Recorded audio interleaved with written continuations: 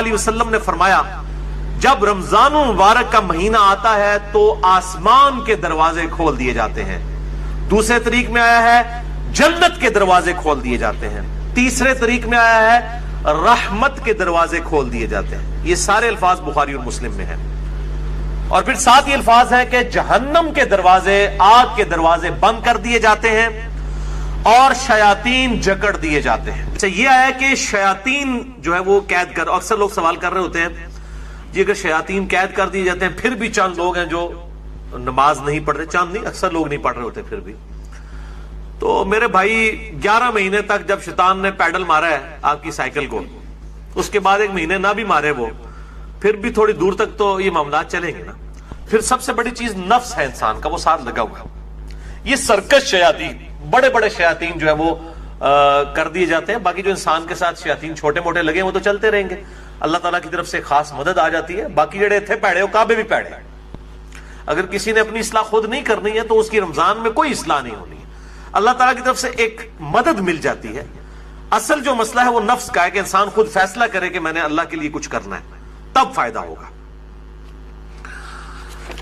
تیسری حدیث جامع ترمذی، سنن ابن ماجہ میں ہے اور صحیح سند کے ساتھ مسند احمد میں ہے اور مشکات میں آپ کو 1960 کے فٹ نوٹ پہ اور 1961 میں مل جائے گی. آپ صلی اللہ علیہ وآلہ وسلم نے فرمایا رمضان میں آسمان کے دروازے کھول دیے جاتے ہیں، آگ کے دروازے بند کر دیے جاتے ہیں، تمام سرکش شیاطین جکڑ دیے جائے. اس میں الفاظ آگے سرکش، بخاری مسلم میں سرکش نہیں تھا. اس سے پتا چلا کہ خاص شیاطین جو بڑے ہیں وہ جکڑے جاتے ہیں. اور ہر رات ایک منادی ندا کرتا ہے اللہ کی طرف سے، اے خیر کے طالب ہمت کر اور آگے بڑھ نیکیاں کرنے کے لیے، اور اے شر کے طالب رک جا، اب تو باز آ جائے اس مبارک مہینے میں. اور اللہ کی طرف سے ہر رات میں لوگوں کو جہنم سے آزاد کیا جاتا ہے. وہ جو روایت ہے وہ جعلی ہے کہ جی وہ پہلا اشرہ جو ہے وہ رحمت کا ہے، دوسرا جو ہے وہ مغفرت کا ہے، تیسرا دوزخ سے رہائی کا ہے. یہ تو ہر رات رہائی ہو رہی ہے. میں اس حدیث کو بھی بتا دوں گا بعد میں شعب الایمان کے حوالے سے. چوتھی حدیث بھی بخاری اور مسلم دونوں میں ہے، مشکات میں 1958. آپ صلی اللہ علیہ وآلہ وسلم نے فرمایا جو شخص ایمان اور احتساب کے ساتھ، اکاؤنٹیبلٹی کے ساتھ، احتساب کو آپ اگر اردو میں ٹرانسلیٹ کریں گے تو 3 چیزوں کا مجموعہ ہے. نمبر 1 اخلاص، نمبر 2 ثواب کی نیت، اور نمبر 3 اصلاح نفس، یعنی نفس کی اصلاح بھی جو ہے مطلوب. رمضان کے روزے رکھے اللہ تعالیٰ اس کے پچھلے سارے گناہوں کو معاف فرما دے گا. اور پھر ساتھ ہی الفاظ ہیں جس نے ایمان اور احتساب کے ساتھ رمضان کی راتوں کا قیام کیا اس کے بھی پرانے سارے گناہ معاف. اور پھر ساتھ ہی فرمایا جس نے شب قدر کا قیام کیا ایمان اور احتساب کے ساتھ اس کے بھی پچھلے سارے گناہ معاف. لیکن لیکن لیکن اس سے مراد چھوٹے گناہ ہیں. بڑے گناہ نیک اعمال سے معاف نہیں ہوتے، وہ صرف توبہ کرنے سے معاف ہوتے ہیں اور گناہ چھوڑنے سے.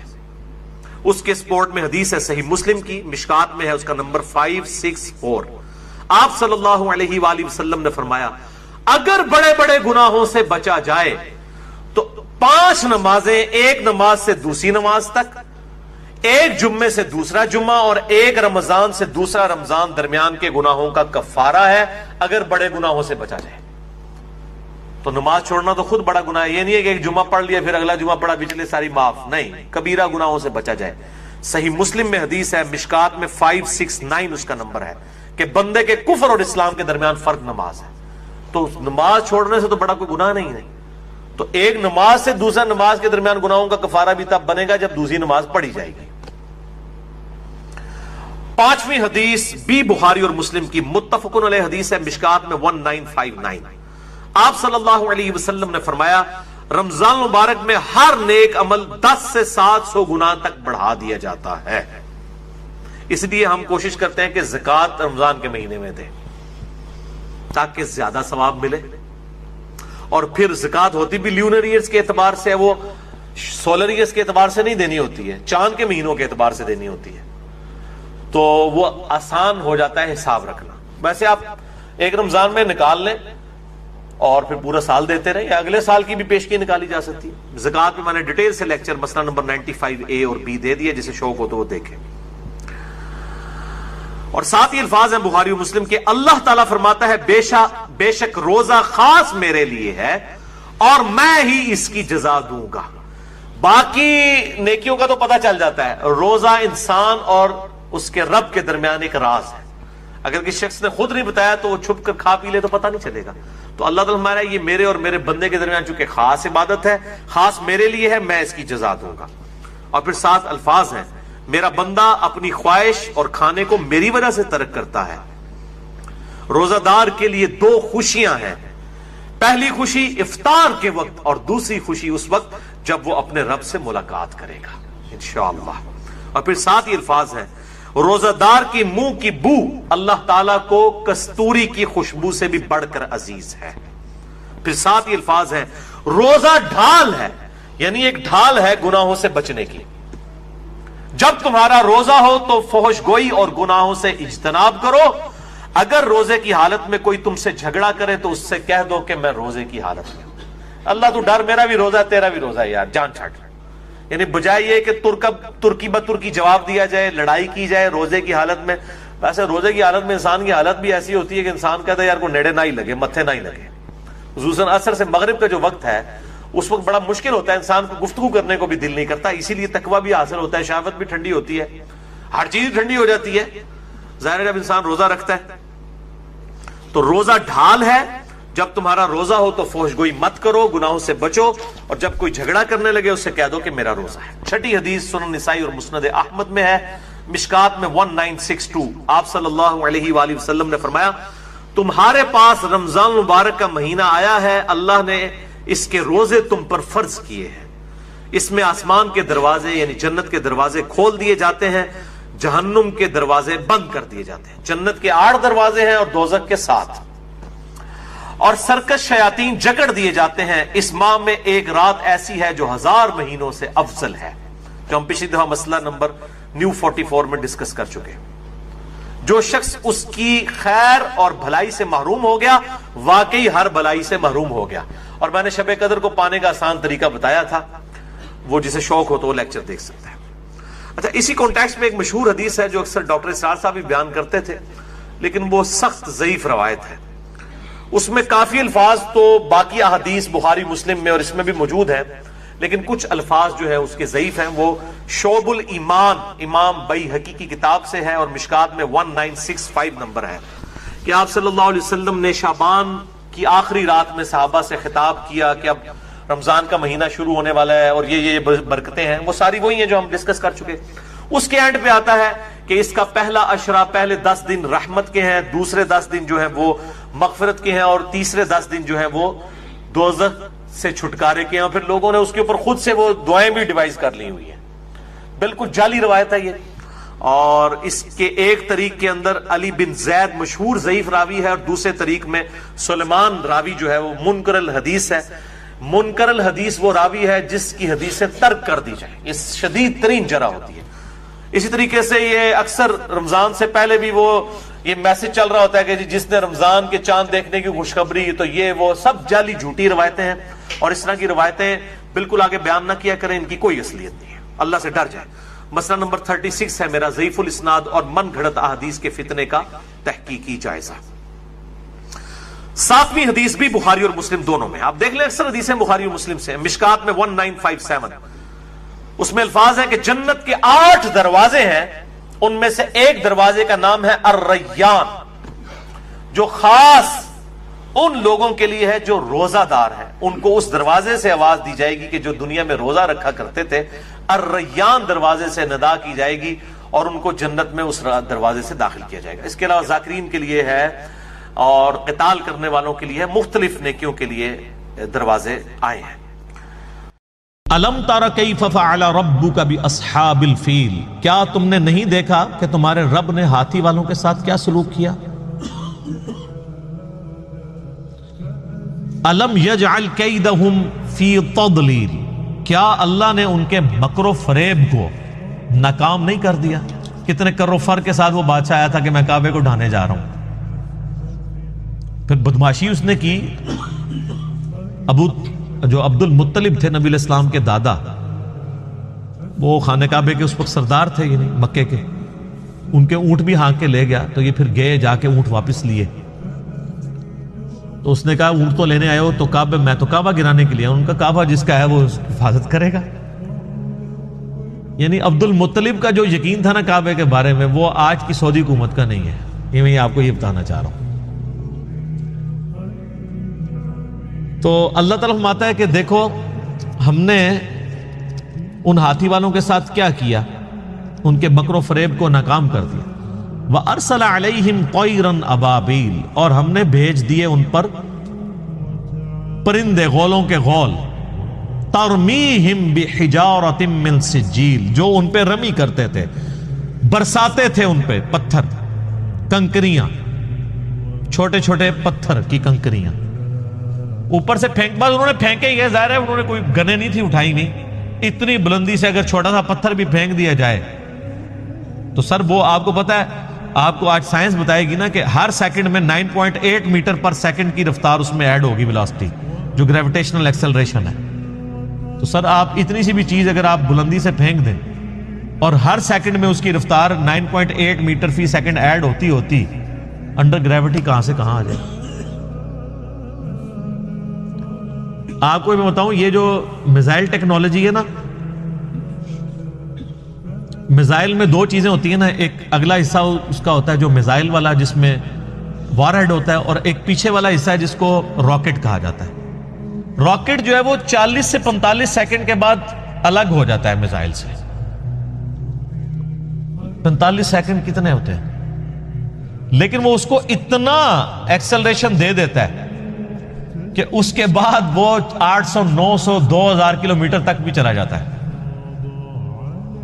یہ جب میزائل فائر ہو رہے ہوتے ہیں، آپ ذرا دیکھیں تو آپ کے سامنے موٹر لگ ہوتی نظر آئے گی، اور اس کے بعد وہ جا کے کتنا دور گرتا ہے، اتنا اس کو تھرسٹ مل جاتی ہے، کیونکہ وہ پھر ریئر ایٹماسفیئر میں اوپر چلے جاتے ہیں۔ اوپر جا کے ریئر ایٹماسفیئر میں ایئر کی فرکشن بہت کم ہوتی ہے، کیونکہ یہ ساری ڈینسٹی تو 50 کلومیٹر کے اندر ہی ہے نا، اوپر اگر آپ چلے جائیں تو آلموسٹ خلا ہی ہے 50 کلومیٹر کے بعد، تو وہاں پہ ریزسٹنس تو کوئی نہیں ہے۔ پھر وہ جاتا ہے، پھر جب اس کے بعد وہ یعنی اپنا پروجیکٹائل بناتے ہوئے جب یوں واپس، کوئی بھی چیز آپ پھینکیں گے ایک خاص ہائٹ پہ جا کے اس نے واپس آنا ہے، وہ جب واپس آتا ہے نا تو وہ زمین کی قوت کشش ثقل کی وجہ سے آتا ہے، تو وہ پھر اس کی رفتار صرف 5000 کلومیٹر پر آور بھی ہو جاتی ہے جا کے، صرف انڈر گریوٹی۔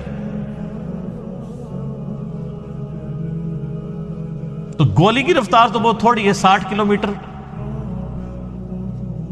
اور وہ 5000۔ تو یہ تو آپ دیکھ لیں کہ ایک کنکری اگر آپ 8 یا 10 کلومیٹر سے پھینکے تو وہ گولی ہے، کوئی چیز اس کے سامنے نہیں رکے گی۔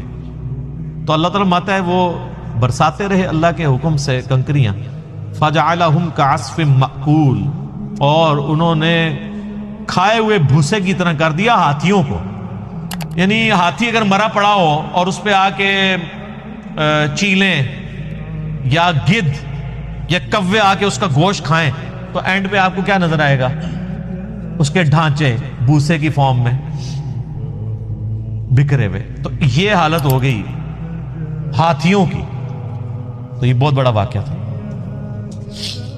اور دوسری صورت میں اللہ تعالیٰ نے قریش مکہ پہ اپنا ایک تو یہ احسان جتایا کہ تمہیں ابراہ کے لشکر سے پناہ دی، دوسرا احسان اسپیسیفکلی قریش کو، ظاہر ہے قریش کو اللہ تعالیٰ نے اب قیامت تک کے لیے چن لیا ہے، جیسے اللہ تعالیٰ نے بنی اسرائیل کو چنا تھا، انی فضلتکم علی العالمین، یا بنی اسرائیل اذکروا نعمتی التی انعمت علیکم، اے بنی اسرائیل اس نعمت کو یاد کرو جو ہم نے تم پہ کی، وَأَنِّي فَضَّلْتُكُمْ عَلَى الْعَالَمِينَ، اور تمہیں تمام جہان والوں پہ فضیلت دی۔ بعد میں پھر اللہ نے بنو اسماعیل کو، قریش کو، حضرت ابراہیم کے دوسرے بیٹے کی اولاد کو، بنو اسماعیل کو فضیلت دی، تو وہ قریش تھے۔ تو اب قریش مکہ کی طرف نبی علیہ السلام کی بعثت خاصہ تھی، بعثت عامہ تو پوری انسانیت کے لیے، وَمَا أَرْسَلْنَاكَ إِلَّا كَافَّةً لِلنَّاسِ بَشِيرًا وَنَذِيرًا، لیکن بعثت خاصہ جو ہے وہ قریش کی طرف تھی، عرب کے لوگوں کی طرف۔ تو ظاہر قریش نے ہی دعوت قبول کرنی تھی تو دنیا کو تل پٹ کرنا تھا، تو اللہ نے قریش کے لوگوں کو اپنا احسان یاد کروایا، لِإِيلَافِ قریش۔ اور یہ دیکھیں قریش کا قبیلہ واحد قبیلہ ہے جس کا نام قرآن میں آیا ہے۔ ویسے ساڑھے فرحان صاحب بھی قریشی نے، تو اللہ تعالیٰ نے فرمایا کہ لِإِيلَافِ قریش، بسبب اس کے کہ اللہ نے الفت پیدا کر دی قریش کے دل میں، محبت ڈال دی قریش کے دل میں، ایلافہم رحلۃ الشتاء والصیف، الفت کس چیز کی؟ تجارتی سفر کی، سردیوں کے موسم میں بھی اور گرمیوں کے موسم میں۔ ہمارے جو آج کل کے قریشی ہیں تو اے سی سے ہی باہر نہیں نکلتے، یہ ان قریش کے لوگوں کی بات ہو رہی ہے کہ اللہ نے کہا ہم نے ٹف ماحول کا تمہیں عادی کر دیا ہے اور تمہارے دل میں محبت رکھ دی ہے سفر کی، ریگستانی سفر جو دنیا کا مشکل ترین کام ہے، تو یہ اللہ نے تمہارے دل میں ایسی محبت ڈالی ہے کہ تم اتنا مشکل کام کرنے کے لیے بھی تیار ہو جاتے ہو، کتنا لمبا لمبا سفر کرتے ہو، سردیوں میں بھی گرمیوں میں بھی، اور کس لیے کرتے ہو؟ پیٹ کے لیے ہی، تجارت کرتے تھے۔ ظاہر ہے عرب کے اندر تو کچھ بھی نہیں اگتا تھا، یہاں ہندوستان سے جو مسالہ جات پہنچتے تھے وہ آ کے عرب کے بارڈر کے اوپر آتے تھے، وہاں سے وہ اٹھا کے یمن میں اور یعنی شام کے اندر لے کے جایا کرتے تھے، یہ ان کی تجارت ہوا کرتی تھی۔ تو اللہ تعالیٰ میں ہم نے تمہارے دلوں میں محبت ڈال دی ہے سفر کی، گرمی ہو سردی ہو تم سفر کرتے ہو۔ یہ قریش کے اوپر اللہ کا احسان ہے کہ تمہارا سارا جو لائف لائن ہے تجارت ہے، اور اس تجارت کے لیے سفر بڑا ضروری ہے، سفر دنیا کا مشکل ترین کام ہے، اور تمہارے دل میں اللہ نے سفر کی محبت ڈال دی ہے، اتنے مشکل۔ اور یہ سر ان کی ایک عادت تھی جو اللہ نے پھر یوٹیلائز کی ہے۔ سر اتنے ٹف ماحول کے عادی لوگ ہی تھے جنہوں نے رومن اور پرشین امپائر پھر الٹی ہے، لیکن ان کو اپنی یہ خوبی پتہ نہیں تھی۔ دو خوبیاں تھیں ان کے اندر، ایک ٹف ماحول کے عادی تھے، اور دوسرا یہ کہ جب زبان دے دیتے تھے نا پھر گردن ہی کٹتی تھی، پیچھے نہیں ہٹتے تھے۔ اس لیے آپ دیکھ لیں قریش مکہ میں کوئی منافق نہیں تھا، ابو جہل تھا تو منافق نہیں ہوا، وہ سامنے آگے لڑا، اس نے کہا لڑوں گا مر جاؤں، ایون گردن کاٹنے لگے، اس نے کہا نیچے سے کاٹنا، پتہ لگے کسی سردار کی گردن ہے۔ یعنی وہ اپنے باطل دین کے اوپر بھی بڑے محکم ہوتے تھے، اور جو رسول اللہ کے ساتھ اٹیچ ہوئے ہیں مکے کے لوگ، وہ آپ دیکھ لیں پھر کتنے پیشن کے ساتھ ہیں۔ اور جو فتح مکہ کے بعد مسلمان ہوئے ہیں وہ بھی لوگ جب پکے مسلمان ہوئے ہیں تو پھر آپ دیکھ لیں کہ ان لوگوں نے کتنی قربانیاں دی ہیں، اسلام کے لیے قربانیاں دی ہیں۔ تو اور دو ان کے اندر خامیاں تھیں، ایک تھی طوائف الملوکی، آپس میں لڑتے رہنا، بہادر تھے لیکن دو بہادر بھائی آپس میں لڑتے رہے تو تیسری جگہ کیا وہ فتح کریں گے، اور دوسرا چٹے ان پڑھ جاہل امی۔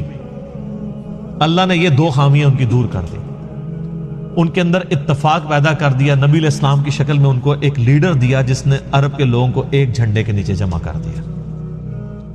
پھر سب دنیا کی کوئی پاور ان کا مقابلہ نہیں کر سکتی تھی، اگرچہ ان کے پاس اسلحہ نہیں تھا لیکن انہوں نے رومن اور پرشین امپائر سے ان کا اسلحہ چھین کے ان کو گرا دیا۔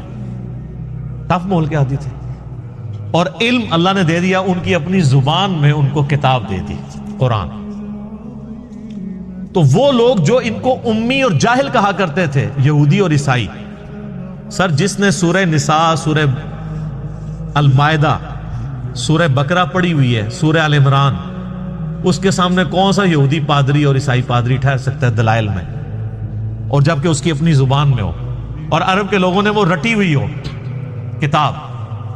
علم اتنا محکم دیا کہ کوئی ان کے سامنے ٹھہر نہیں سکتا تھا۔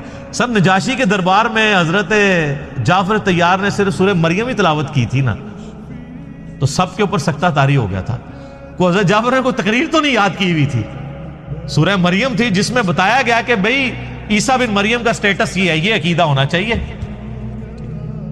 تو پھر نجاشی نے بھی ایک تنکا اٹھا کے کہا تھا کہ عیسیٰ اس تنکے سے بھی زیادہ نہیں ہے جتنا اس نے بیان کیا، یعنی منون اتنا ہی ہے، یہ تنکے جتنے بھی ایڈیشن نہیں ان میں کی جا سکتی۔ اللہ کے بندے ہیں۔ تو یہ اللہ تبارک و تعالیٰ نے قریش کے لوگوں کے اندر خوبی رکھی تھی. تو اللہ تعالیٰ نے ان کو پھر یہ اس چیز احسان جتایا ہے اپنا کہ دیکھو الفت پیدا کر دی ہے سفر کی کہ تم سفر اختیار کرتے ہو. تو اب پھر اس کا تقاضا کیا ہے؟ فَلْيَعْبُدُوا رَبَّ هَذَا الْبَيْتِ. جس گھر کا کھانا کھا رہے ہو، بیت اللہ کے نام کے اوپر قریش کے لوگ پورے عرب کے اندر ان کا ایک ٹیکا تھا، چودھری تھے یہ. ہر قافلہ لوٹا جاتا تھا، قریش کا قافلہ کوئی نہیں لوٹتا تھا. وہ کہتے تھے یہ تو کعبے کے متولی ہیں. ٹھیک ہے. اور یہ بھی ان کو ڈر لگا ہوتا تھا کہ کعبے میں 360 بت رکھے ہوئے ہیں، اگر ہم ان کے ساتھ ہینکی پینکی کی ہمارا بت ہی اٹھا کے پرے پھینک دیں گے. تو وہ بھی ان کو خطرہ رہتا تھا دوسرے قبیلوں کے. تو قریش کے لوگ بآسانی گرمی سردی سفر کرتے تھے ریگستان کا، اور بغیر کسی ڈر کے. دوسرا کوئی قافلہ بچتا نہیں تھا اور ان کے قافلے کو وہ ہاتھ نہیں ڈالتا تھا. ڈاکو تھے نا، وہ پتہ لٹیرے عرب کے لوگ، ان کا گزر بسر اس طرح ہوتا تھا قافلوں کو لوٹ کے. ظاہر ہے جب وہاں پہ کوئی اناج بھی نہیں اگنی، کوئی معدنیات بھی نہیں ہے، تیل بھی تو ابھی آگے دریافت ہوا ہے نا، تو بیچارے کھائے بھی ہیں کہاں سے؟ اسی طریقے سے ہی کرتے تھے وہ. تو قریش کے لوگ تجارت کرتے تھے اور ان کو پروٹیکشن ہوتی تھی کعبے کی وجہ سے. خانہ کعبے کے نام کا وہ کھانا کھا رہے ہوتے تھے اپنی تجارت. تو اللہ نے فرمایا تو یہ صرف کھان پینے والے کام جو کیا ہوا ہے، فَلْيَعْبُدُوا رَبَّ هَذَا الْبَيْتِ. تو عبادت بھی کرو نا اسی گھر والے رب جس کا یہ گھر ہے، اس رب کی. ساتھ بت کیوں رکھے ہوئے ہیں، شرکاء کیوں شریک کیے ہوئے ہیں؟ اس رب کی عبادت کرو جس کا یہ گھر ہے کعبۃ اللہ. الذی اطعمہم من جوع. وہ اللہ جس نے تمہیں کھلایا جبکہ تم فاقے میں تھے. وآمنہم من خوف. اور تمہیں امن دیا خوف میں. سارے قافلے خوف کی حالت میں گزرتے ہیں اور قریش کے قافلے کو کوئی لوٹتا ہی نہیں ہے. کیسا امن دیا ہے؟ کس کی برکت سے؟ کعبے کی برکت سے. اور اسی کعبے کی برکت سے جو تم تجارت کرتے ہو، تمہارا سارا کھانا پینا اس تجارت پہ ڈیپینڈنٹ ہے، وہ بھی کعبے کا ہی کھا رہے ہو. تو اس کا تقاضا نہیں ہے کہ جس رب کا یہ گھر ہے اس کی پوجا بھی کرو. یہ اللہ نے ان کو احسان جتایا. یہ سورہ قریش آپ نے کئی بار سنی ہوگی، لیکن آپ کو پتہ نہیں اس کے اندر کیا قیامت ہے. یہ قرآن کی وہ صورت ہے، میں جتنی بار پڑھتا ہوں نا میرے پہ وجد طاری ہو جاتا ہے. میں اس زمانے میں پہنچ جاتا ہوں کہ کس لیول پہ جا کے اللہ تعالیٰ نے اس قوم کو، جن میں قریش کے اندر ہی پیغمبر کو بھیجا ہے، اور اس قریش کی قوم کو اللہ نے تیار کیا ہے دنیا کی امامت کے لیے. اس ایک چھوٹی سی صورت میں آپ دیکھ لیں، اللہ تعالیٰ نے پوری کی پوری ان کی ہسٹری لپیٹ دی ہے. کیا سوز و گداز ہے. یہ تو قریش کے لوگ جب یہ صورت سنتے تھے تو پھر ان کی چیخیں نکلتی تھی کہ اللہ ڈائریکٹ ہم سے مخاطب ہو رہا ہے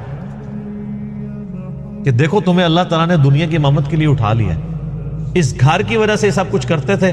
اب وقت آ گیا کہ تم ہمارے پیغمبر کے ساتھ ملو، ان پہ ایمان لے کر آؤ اور خالص توحید کے ساتھ اللہ تعالیٰ کی عبادت کرو. تو دنیا میں پھر اللہ تمہیں امام بنائے گا. پھر امام بنایا نا قریش کے لوگوں کو. ایمان تو آخر میں لے کے آئے ہیں، کچھ لوگ شروع میں آ گئے، لیکن پھر حق ادا کیا ہے، اس میں کوئی شک نہیں ہے. تو یہ جناب سورہ قریش ہے. ہمارے جو قاری حضرات ہیں انہوں نے یہ 2 صورتیں رٹی ہوئی ہیں. ہر دوسری نماز میں علم ترى کیف فعل، پہلی رکعت ہی پڑھ دینا، دوسری رکعت ہی کے پڑھ دینا لإیلاف قریش. اس قاری سے پوچھا جائے یہ جو تو پڑھ رہا ہے اس کا مطلب تجھے پتہ ہے کیا ہے؟ لإیلاف قریش ایلافہم رحلۃ الشتاء والصیف. کیا قیامت مضمر ہے، کیا سوز و گداز ہے اس صورت کے اندر. ایک یہ صورت ہے، اور دوسری انشاءاللہ اگلی دفعہ آئے گی اذا جاء نصر اللہ والفتح، جس میں نبی علیہ السلام کی وفات کی خبر اللہ تعالیٰ نے دے دی کہ اب نبی نے اپنا کام پورا کر دیا ہے اور لوگ گروہ در گروہ دین میں داخل ہو رہے ہیں. اب نبی علیہ السلام کی دنیا سے رخصت کا وقت. یہ 2 صورتیں انتہائی سوز و گداز والی صورتیں، لیکن اس کے لیے جسے اسلامک ہسٹری پتہ ہے، جسے پتہ ہے کہ یہ دعوت کیسے اٹھی ہے اور چھا گئی ہے پوری دنیا کے اوپر، گراس روٹ لیول سے اٹھ کے چند لوگوں کے ذریعے اللہ تعالیٰ نے پوری دنیا کے اندر تبدیلی لے کے آئے.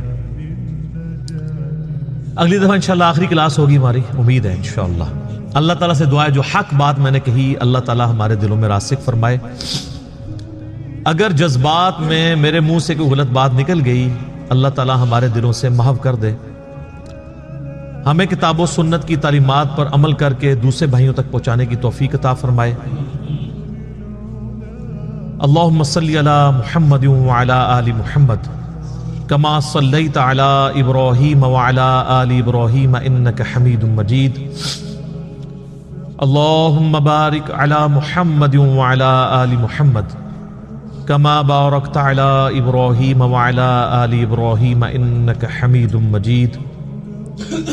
سبحانک اللہم وبحمدک اشہد ان لا الہ الا انت استغفرک واتوب الیک وما علینا الا البلاغ المبین۔ جزاکم اللہ خیر۔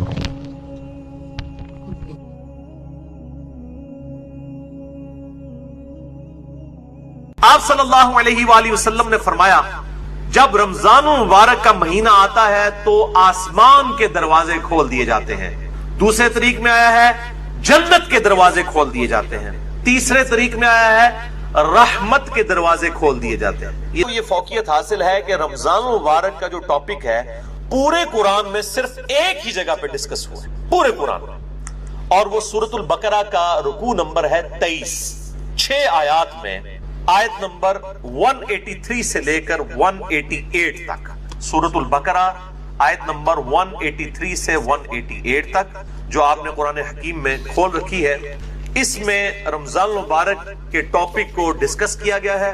پورے قرآن کے اندر اس ایک مقام کے علاوہ نہ کہیں پہ کسی روزے کا ذکر ہے، نہ رمضان المبارک کے حوالے سے کوئی ڈیٹیلز آئی ہیں سوائے اس ایک موقع کے۔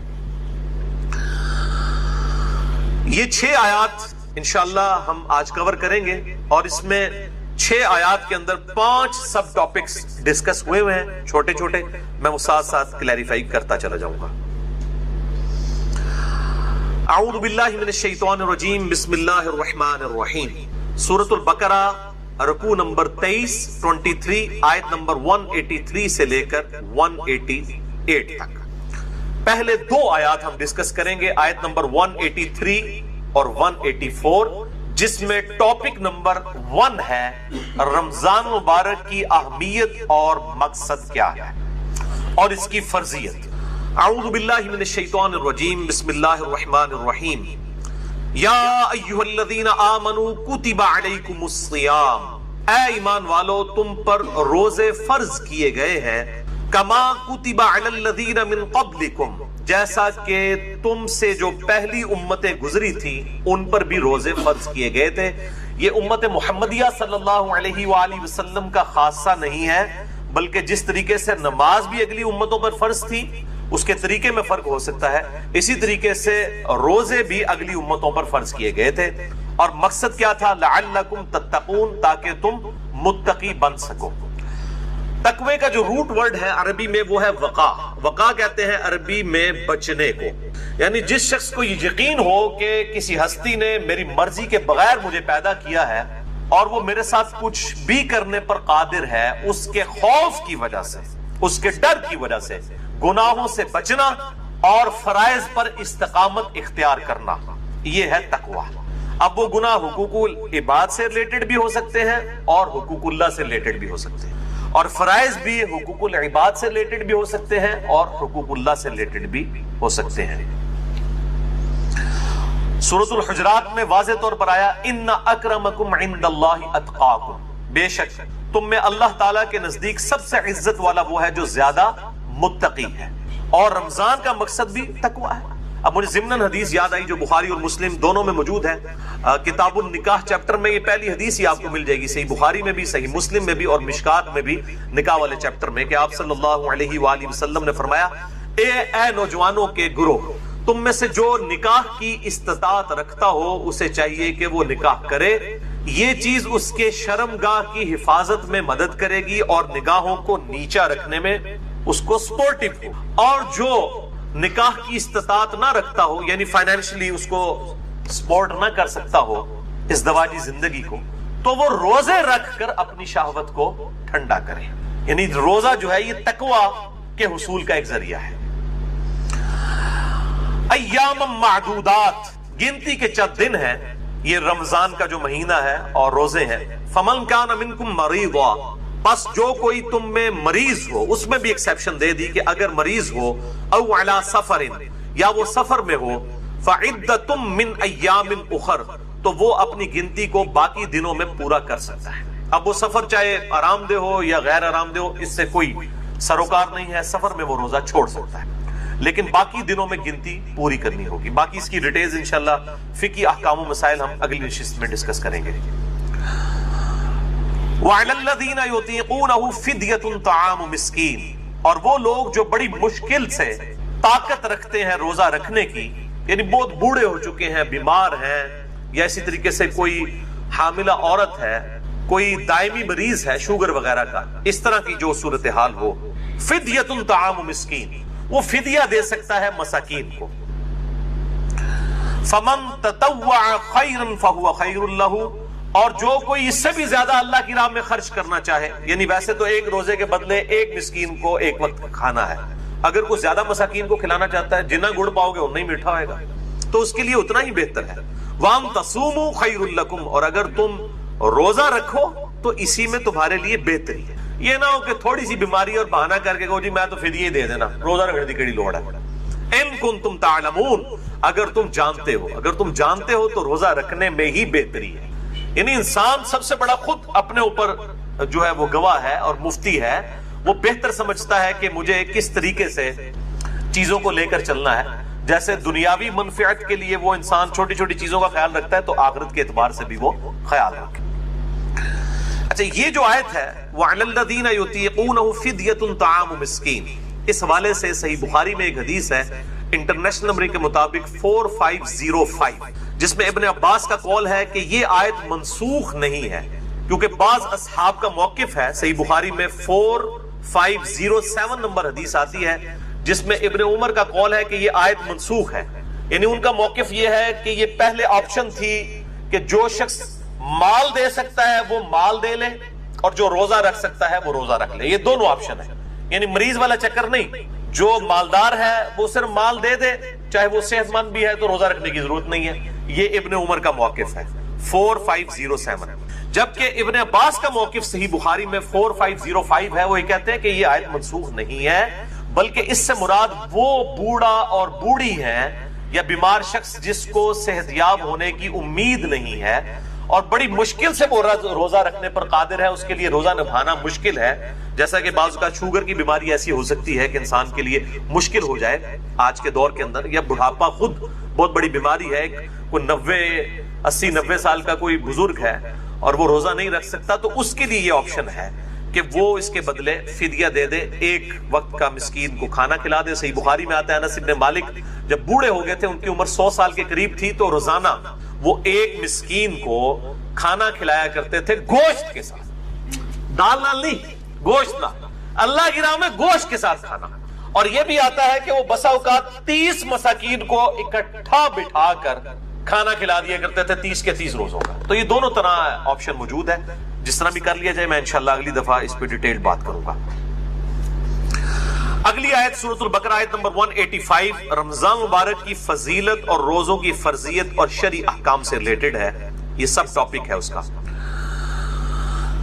شہر رمضان الذی انزل فیہ القرآن، رمضان کا مہینہ وہ ہے جس میں نازل ہوا قرآن، یعنی یہ رمضان کی فضیلت ہے کہ قرآن اس میں نازل ہوا ہے۔ اور کب نازل ہوا؟ انا انزلناہ فی لیلۃ القدر، جس کے حوالے سے پچھلی دفعہ میری تقریباً کوئی 1 گھنٹہ 20 منٹ کی گفتگو ہے، مسئلہ نمبر نیو 44 شب برات اور شب قدر کے حوالے سے، میں آج اس کی ڈیٹیل میں نہیں جاؤں گا۔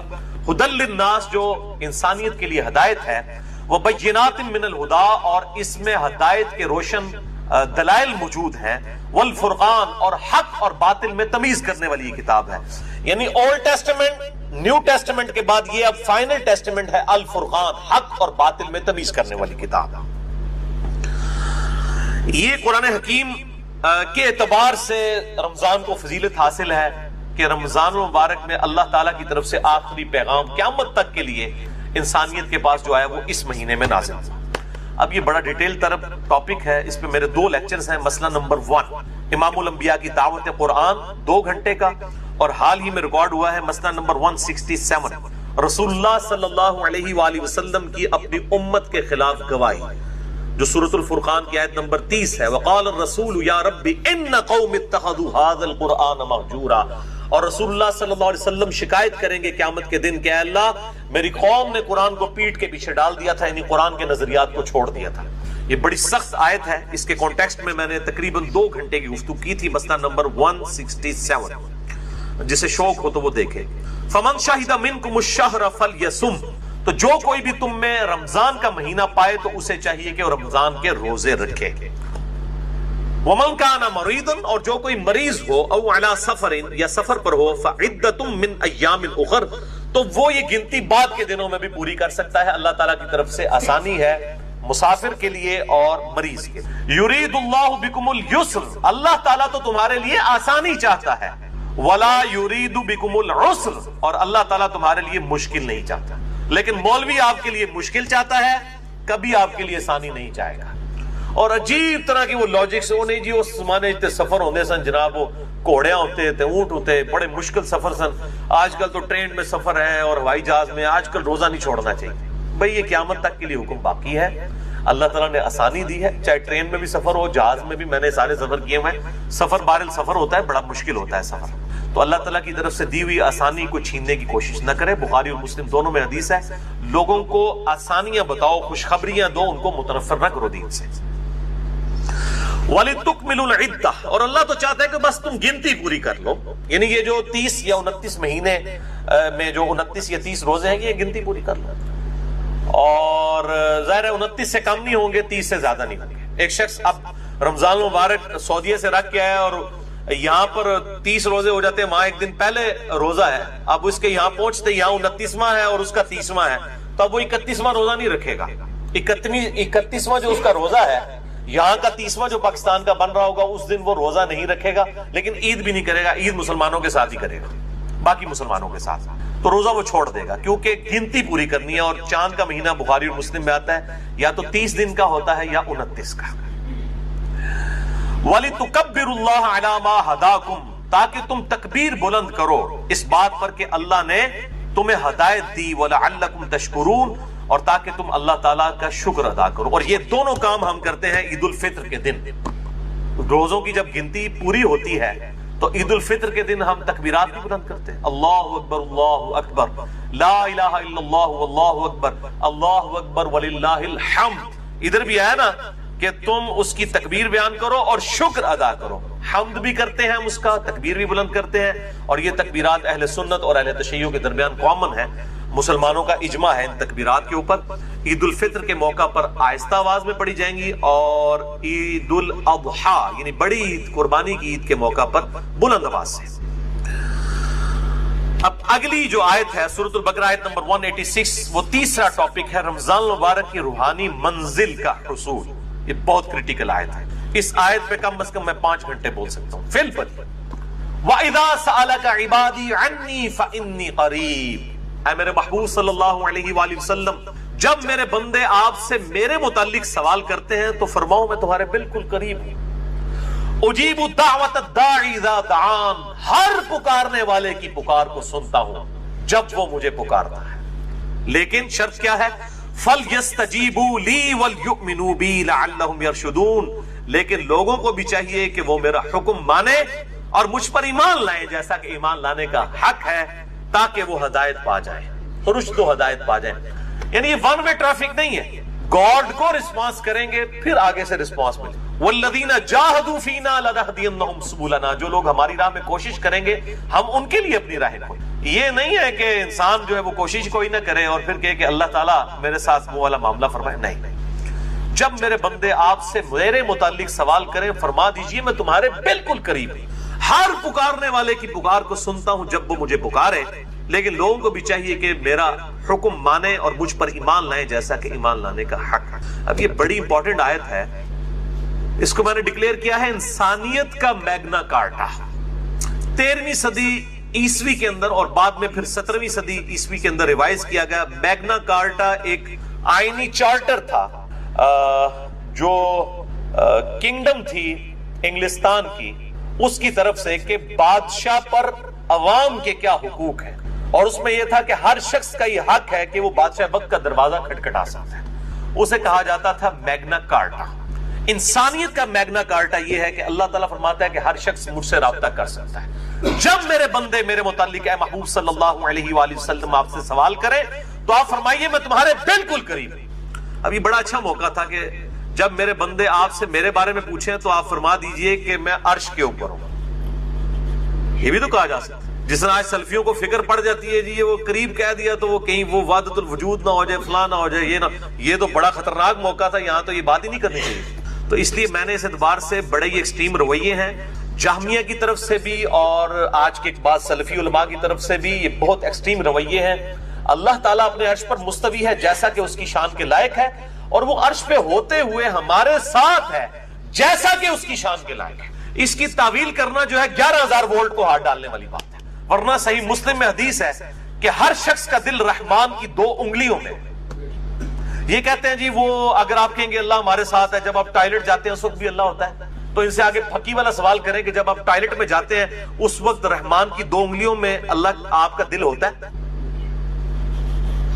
اب تو آپ الفاظ کو نہ پھر تعویل نہ کریں, یہ بڑا خطرناک معاملہ ہے. یہاں پہ بھی دیکھیں جب میرے بندے میرے بارے میں پوچھے تو فرماؤ بالکل قریب ہوں تمہارے. کیسے قریب ہوں؟ جیسا کہ اس کی شان کے لائق.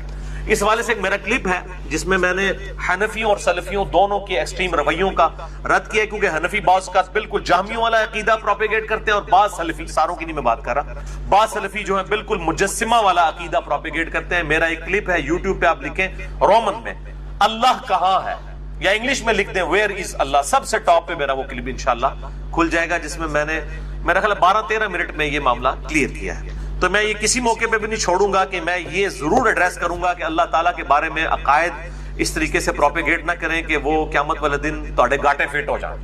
بالکل اللہ تعالیٰ عرش پہ ہے جیسا اس کی شان کے لائق ہے. الرحمن علی العرش استویٰ, اور قرآن میں نحن اقرب الیہ من حبل الورید, ہم تمہاری رگے جان سے بھی زیادہ تمہارے قریب ہیں جیسا کہ اس کی شان کے لائق ہے. تم 3 نہیں ہوتے, چوتھا وہ تمہارے ساتھ ہوتا ہے. تم 5 نہیں ہوتے, چھٹا وہ تمہارے ساتھ ہوتا ہے. وَهُوَ مَعَكُمْ أَيْنَمَا كَانُوا, تم جہاں کہیں بھی ہو تمہارے ساتھ ہوتا ہے. کیسے ہوتا ہے؟ جیسا کہ اس کی شان کے لائق ہے. آپ کیوں اس میں انجینئرنگ کرنے کی کوشش کر رہے ہیں, اس کی ڈیٹیلز میں جانے کی؟ اللہ کی صفات لَيْسَ كَمِثْلِهِ شَيْءٌ, اللہ کی مثل کوئی شے نہیں, نہ جہمیہ بنے نہ مجسمہ بنے. یہ بہت خطرناک معاملہ ہے اور اس میں ڈر جانے کا مقام ہے. اب یہ روحانی منزل ہے کہ رمضان کی آیات کے بیچ میں یہ آیت کیوں ڈالی گئی ہے کہ جب میرے بندے تم سے میرے متعلق پوچھیں تو فرماؤ میں تمہارے بالکل قریب ہوں, ہر پکارنے والے کی پکار کو سنتا ہوں. کیوں؟ دیکھیں انسان جس ہستی کے لیے قربانیاں کر رہا ہوتا ہے, انسان کی یہ خواہش ہوتی ہے کہ میرا اس کے ساتھ کوئی تعلق قائم ہو جائے. رمضان مبارک میں کیا ہوتا ہے کہ دن کے وقت ہم روزہ رکھ کر اپنے کھانے پینے اور باقی جو ضرورتیں ہیں ان سے کنارہ کشی اختیار کر کے بیسیکلی اپنے حیوانی جسم کو کمزور کرتے ہیں, اور رات کو قرآن پاک کی قرات سن کر قیام اللیل میں اپنے روحانی جسم کو مضبوط کرتے ہیں. دونوں طرف سے آپ دیکھیں, ادھر سے جسم کمزور ہو رہا ہے اور یہاں سے روح کو غذا مل رہی ہے. تو ظاہر ہے کہ جب جسم کمزور ہوگا, روح کو غذا ملے گی تو روحانی پہلو انسان کا ڈومیننٹ ہو جائے گا. پھر اس کے بعد اندر سے خود یہ آواز اٹھے گی, صحابہ سے اٹھتی تھی, کہ جس رب کے لیے ہم قربانیاں کر رہے ہیں وہ رب کدھر ہے؟ وَإِذَا سَأَلَكَ عِبَادِي عَنِّي فَإِنِّي قَرِيبٌ, اے میرے محبوب صلی اللہ علیہ وآلہ وسلم جب میرے بندے آپ سے میرے بارے میں پوچھے تم فرماؤ میں تمہارے بالکل قریب ہوں. کوئی ٹینشن نہ لو, جس رب کے لیے قربانیاں کر رہے ہو نا وہ ہر وقت تمہارے ساتھ ہے. تمہاری قربانیاں رائے گاہ نہیں جائیں گی. یہ دن کے وقت بھوک کی تکلیف, پیاس کی تکلیف برداشت کرنا اور رات کو جگراتا کاٹنا, قیام اللیل کر کے, یہ قربانیاں رائے گاہ نہیں جائیں گی. اور جب انسان کو یہ یقین ہونا کہ جس کے لیے انسان قربانی کر رہا ہے وہ اس کو دیکھ رہا ہے اس حال میں, تو انسان کو صبر نصیب ہو جاتا ہے. یہ دنیا میں بھی ہے. آپ کسی دنیاوی دوست کے لیے قربانی کریں اور تکلیف اٹھائیں اور آپ کو یہ پتا چل جائے کہ آپ کے دوست کو بھی یہ بات پتا چل گئی ہے کہ آپ کو اس کی تکلیف اٹھانی پڑ رہی ہے, تو ایک اندر سے روحانی خوشی ملتی ہے کہ یار جس کے لیے کر رہا تھا اس کو پتا چل گیا کہ میں نے اس کے لیے قربانی کی ہے. اور جس اللہ کے لیے جس نے ہمیں یہ سب کچھ دیا, ہمیں جان دی, اچھا جسم دیا, بال بچے دیے اور یہ دنیاوی سرکمسٹانسز دیے, اور پھر الٹیمیٹلی جنت میں ہمیشہ کی کامیابیاں انشاءاللہ مقدر ہونے والی ہیں, تو اس اللہ کے لیے بھی جب انسان اپنی کوئی قربانی پیش کرتا ہے تو انسان کے اندر سے یہ خواہش پیدا ہوتی ہے. اور اسی کا ذکر ہے جب میرے بندے پوچھیں فرماؤ تمہارے بالکل قریب ہوں, ہر پکارنے والے کی پکار کو سنتا ہوں, بشرطے کہ وہ میری بات بھی مانے اور مجھ پر ایمان لائے جیسا کہ ایمان لانے کا حق ہے. اسی کانٹیکسٹ میں 2 لیکچر بڑے امپورٹنٹ ہیں. مسئلہ نمبر 3 دعا صرف اللہ ہی سے، اس میں بھی میں نے اس کو ایڈریس کیا تھا، اور اسی کی ایکسٹینشن ہے مسئلہ نمبر 43 وسیلہ اور توسل کے صحیح احکام و مسائل، اور آج اس کی ڈیٹیل میں نہیں جاؤں گا. اگلی آیت سورۃ البقرہ آیت نمبر 187، یہ چوتھا ٹاپک ہے روزوں سے متعلق فقہی احکام و مسائل. اگلے ہفتے میں انشاءاللہ 70 کے قریب کور کروں گا. بہرحال کچھ اس میں کور ہو رہے ہیں، ان کو بھی اگلی دفعہ ڈیٹیل سے، آج صرف میں سرسری گزروں گا. احل لکم لیلۃ الصیام الرفث الی نسائکم، تمہارے لیے حلال کر دیا گیا ہے رمضان کی راتوں میں اپنی بیویوں کے ساتھ ازدواجی تعلق. ہن لباس لکم وانتم لباس لہن، تمہاری بیویاں تمہارا لباس ہے اور تم ان کا لباس. لباس اور جسم میں کوئی پردہ نہیں ہوتا. میاں بیوی ایک دوسرے کی عفت اور عصمت کی حفاظت کرنے کے اعتبار سے بھی لباس ہے، اور باقی بھی لباس تو ہیں. علم اللہ انکم کنتم تختانون انفسکم، اللہ تعالیٰ نے یہ جانچ لیا کہ تم اپنے جی میں خیانت کرتے تھے، گلٹی فیل کرتے تھے. فتاب علیکم، تو اللہ نے تم پر رجوع فرمایا. وعفا عنکم، اور تمہارے لیے ڈھیل فرما دی، تمہیں معاف فرما دیا، تمہارے لیے آسانی کر دی. فالآن باشروہن، پس آؤ اور اپنی بیویوں کے ساتھ ازدواجی تعلق قائم کرو. وابتغوا ما كتب اللہ لکم، اور اللہ سے طلب کرو جو اللہ نے تمہارے لیے مقدر کیا ہے، یعنی کہ نیک اولاد. اس آیت کے کانٹیکسٹ میں صحیح بخاری کے اندر انٹرنیشنل نمبر کے مطابق 4508 نمبر حدیث ہے. برا بن عازب رضی اللہ تعالیٰ عنہ کہتے ہیں کہ صحابہ کرام کے 2 گروہ تھے. ایک وہ تھے کہ جب رمضان کے روزے فرض ہوئے تو دن کے وقت تو ظاہر ہے کہ وہ بیویوں کے ساتھ ازدواجی تعلق نہیں رکھتے تھے روزے کی وجہ سے، لیکن بعض ایسے تھے جو رات کے وقت بھی اپنی بیویوں کے ساتھ تعلق نہیں رکھتے تھے، اور وہ سمجھتے تھے کہ یہ رمضان پورے کا پروٹوکول ہے. اور بعض ایسے تھے جو رات کے وقت تعلق قائم کرتے تھے اور وہ یہ سمجھتے تھے کہ یہ روزہ تو کھل چکا ہے، اب کوئی مسئلہ نہیں ہے، اور وہ لوگ حق پر بھی تھے. لیکن ساتھ ہی ان کے دل میں گلٹ بھی رہتا تھا. یہ جو الفاظ آئے نا کہ کنتم تختانون انفسکم، تم اپنے جی میں خیانت محسوس کرتے تھے. خیانت ہے نہیں تھی، لیکن اندر سے محسوس کرتے تھے کہ واضح حکم نہیں آیا، کہیں ہم غلطی نہ کر رہے ہو. تو اللہ تعالیٰ نے پھر حکم نازل فرما دیا تاکہ تمہارے لیے آسانی ہو جائے. تو پھر اللہ تعالیٰ نے یہ آیات نازل فرمائی کہ کوئی اس میں ممانعت نہیں ہے. دن کے وقت یہ پروٹوکول ہے، روزے کا کھانا پینا اور ازدواجی تعلق والا معاملہ جو ہے اس سے بچنا ہے. رات کے وقت ہے یہ معاملہ نہیں ہے. وَكُلُوا وَاشْرَبُوا حَتَّى يَتَبَيَّنَ لَكُمُ الْخَيْطُ الْأَبْيَضُ مِنَ الْخَيْطِ الْأَسْوَدِ، اور کھاتے پیتے رہو سحری کے وقت یہاں تک کہ جو سفید ڈورا ہے وہ رات کے جو سیاہ ڈورا ہے اس سے ممتاز ہو جائے. من الفجر، فجر کے وقت، یعنی فجر کے وقت جب آپ مشرق کی طرف منہ کریں تو سیاہی ہوتی ہے. جب فجر کا وقت داخل ہونے والا ہوتا ہے اس سے کافی دیر پہلے ہی ہلکی ہلکی سفیدی ظاہر ہوتی ہے، کیونکہ سورج اوپر آ رہا ہوتا ہے ود ریسپیکٹ ٹو زمین.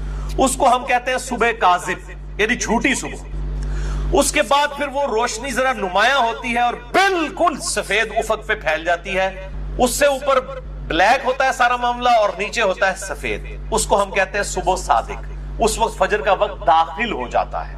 وہ کالا اور سفید ڈورا ہے، فجر کا وقت داخل ہو جاتا ہے اور سحری کا وقت ختم ہو جاتا ہے. اور پھر جب سورج کی ٹکیا باہر آنا شروع ہوتی ہے اس وقت فجر کا وقت بھی ختم ہو جاتا ہے. تو یہ کہا جا رہا ہے فجر کے وقت جو سفید اور سیاہ ڈورے ہیں جب وہ ممتاز ہو جائیں، یعنی صبح کاذب صبح صادق میں کنورٹ ہو جائے، پھر کھانا پینا چھوڑ دو. آج کل بڑا آسان ہے، وہ ٹائم ٹیبل بنے ہیں، میں انشاءاللہ اگلی دفعہ بتاؤں گا. اینڈرائڈ ایپس بنی ہیں پرو مسلم اور باقی، میں انشاءاللہ اگلی دفعہ ڈیٹیل کے ساتھ اسے ڈسکس کروں گا. بہرحال اسی کانٹیکسٹ میں صحیح بخاری میں ایک حدیث ہے 4509.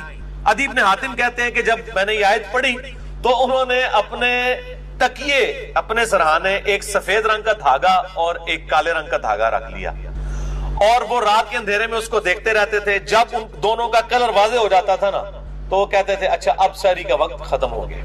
تو نبی صلی اللہ علیہ وآلہ وسلم کو آ کر عرض کی تو آپ صلی اللہ علیہ وسلم مسکرائے اور آپ نے مزاح کے طور پہ فرمایا کہ تیرا تکیہ اتنا چوڑا ہے کہ آسمان کے ڈورے اس کے نیچے آ جاتے ہیں. اس سے مراد آسمان کے ڈورے ہیں، آسمان پہ جو سفید اور سیاہ ڈورا ہے یہ والے ڈورے نہیں ہیں. اس سے یہ بات پتہ چلی کہ اجتہاد صحابی کا بھی غلط ہو سکتا ہے صحیح حدیث کے مقابلے میں. اب انہوں نے اجتہاد ہی کیا نا، تو نبی صلی اللہ علیہ وسلم کی صحیح حدیث انہیں پہنچی تو ان کو پتا چلا کہ یہ اجتہاد غلط تھا. یہ پکی ہے خصوصاً اپنے مقلدین علماء اور بھائیوں کے لیے جو کہتے ہیں اجتہاد. تو یہ اجتہاد کو ہم بھی مانتے ہیں لیکن کتاب و سنت اجماع کے بعد.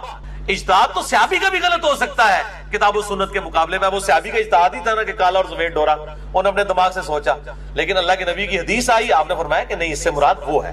تو اب اس میں کوئی ضد نہیں کر لیجیے. تو قرآن حکیم میں ہر چیز موجود ہے, انسان تھوڑا سا تفکر کرے تو حق بات انسان کو پتہ چل جائے گی. ثم اتم الصیام الی اللیل, اور پھر اس کے بعد روزے کو رات تک مکمل کرو. اب یہ بڑا کڑوا ٹاپک ہے اور بون آف کنٹینشن ہے سنی اور شیعہ کے درمیان. میں انشاءاللہ اگلی دفعہ یہ مسئلہ بھی حل کر دوں گا. یہاں پہ الفاظ یہ نہیں ہے کہ روزے کو مکمل کرو شام تک, یہ الفاظ ہیں روزے کو مکمل کرو رات تک. اور رات کی ڈیفینیشن کے اعتبار سے جو اختلاف پایا جاتا ہے, میرے نزدیک سنی اور شیعہ دونوں ہی اپنی جگہ موقف پہ درست ہیں, اور بسا اوقات سنی علماء جو ہیں وہ شیعہ کے ساتھ بالکل خیانت کر رہے ہوتے ہیں اس مسئلے میں, اور بعض اوقات شیعہ سارے وظائف جو آپ کر سکتے ہیں وہ ضرور کریں. بہرحال بعض اوقات کسی کی مجبوری ایسی ہو سکتی ہے کہ اسے آفس کی مجبوریوں کی وجہ سے یا اپنے کاروبار کی مصروفیت کی وجہ سے یا بچوں کی دیکھ بھال کی وجہ سے ہماری اسلامی بہنوں کو ٹائم نہ ملے, یا بعض اوقات صحت بھی اجازت نہیں دے رہی ہوتی. تو سیم یہی سوال سیدنا علی بن ابی طالب رضی اللہ تعالیٰ عنہ علیہ السلام کی بڑی بہن تھی سیدہ ام ہانی سلام اللہ علیہا, جو نبی علیہ السلام کی کزن لگتی ہیں, مولا علی کی بڑی بہن ہے اور ایجڈ خاتون تھی, نبی علیہ السلام کی بہن ہی لگتی تھی, تو آپ ان کے پاس چلے جایا کرتے تھے. تو یہ حدیث سنن نسائی الکبریٰ کے اندر موجود, ہم نے بلو کارڈ کے اندر اس حدیث کا ریفرنس بھی دیا ہوا ہے. پہلے میں ان کارڈز کے بارے میں آپ کو بتا دوں, یہ 2 کارڈز ہمارے ہیں جو ہم نے شروع میں جن کارڈز کو پرنٹ کیا تھا, جو آپ ڈاک میں منگوا بھی سکتے ہیں. ایک بلو کارڈ ہے اور ایک ہے گرین کارڈ. بلو کارڈ جو ہے وہ پیچھے سے مجھے دیں, یہاں تو نہیں رکھے ہوئے, 2 کارڈ دے دیں.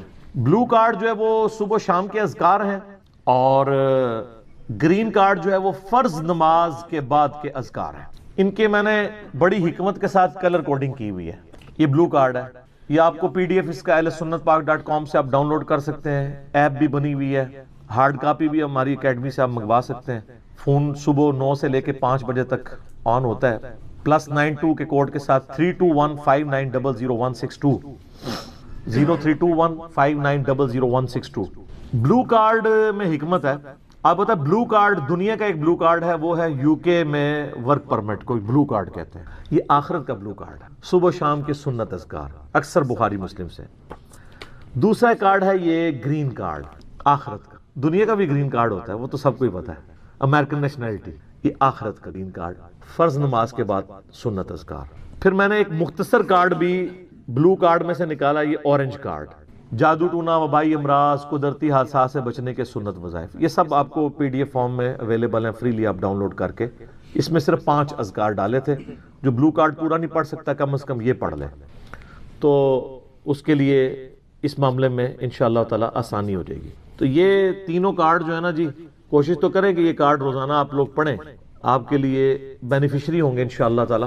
بل سنن نسائی الکبریٰ کی طرف آئیں, وہ جو حدیث میں بیان کر رہا ہوں. ترمذی میں بھی روایت موجود ہے, لیکن ترمذی والی روایت جو ہے نا کمزور ہے. صحیح سند اس کی سنن نسائی الکبریٰ کے اندر ہے. ہمارے بلو کارڈ میں 19 نمبر کے اوپر یہ وظیفہ ہے. انٹرنیشنل نمبر کے مطابق 10680 10680 نمبر حدیث ہے.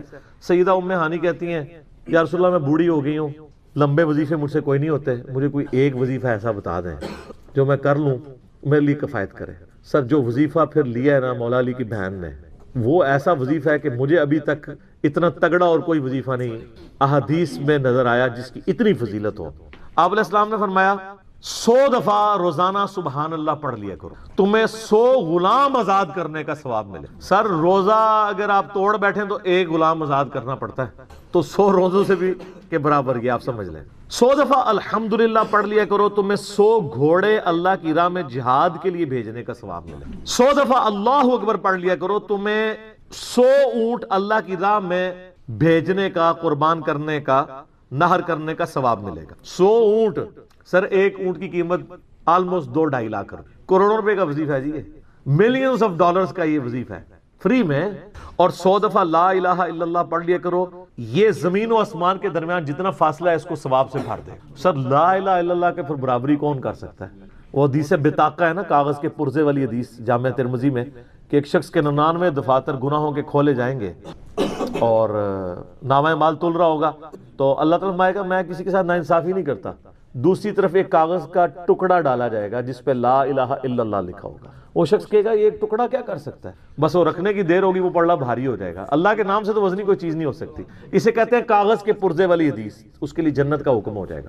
لا الہ الا اللہ کا مقابلہ نہیں ہے. تو یہ 4 وظیفے ہیں، سبحان اللہ، الحمدللہ، اللہ اکبر، لا الہ الا اللہ. یہ اتنا محبوب وظیفہ ہے کہ جو سنن نبی داؤد میں، جامعہ ترمذی میں صلاۃ و تسبیح والی حدیث ہے، اس میں 300 دفعہ کون سے کلمات پڑھے جاتے ہیں؟ یہی سبحان اللہ والحمدللہ ولا الہ الا اللہ واللہ اکبر. بس اتنا ہی پڑھنا ہوتا ہے. یہ ولا حول ولا قوت الا باللہ کی حدیثیں الگ سے ہیں، لیکن صلاۃ و تسبیح میں اتنا ہی پڑھنا ہوتا ہے، 4 کلمات. حتیٰ کہ صحیح مسلم میں حدیث ہے، نبی علیہ السلام نے فرمایا یہ 4 کلمات مجھے ہر اس چیز سے بڑھ کر محبوب ہیں جن پہ سورج طلوع ہوتا ہے. یعنی دنیا اور جو کچھ دنیا کے اندر ہے اس سے بڑھ کر مجھے یہ چیز محبوب ہے کہ میں یہ 4 کلمات کہہ لوں، سبحان اللہ والحمدللہ ولا الہ الا اللہ واللہ اکبر.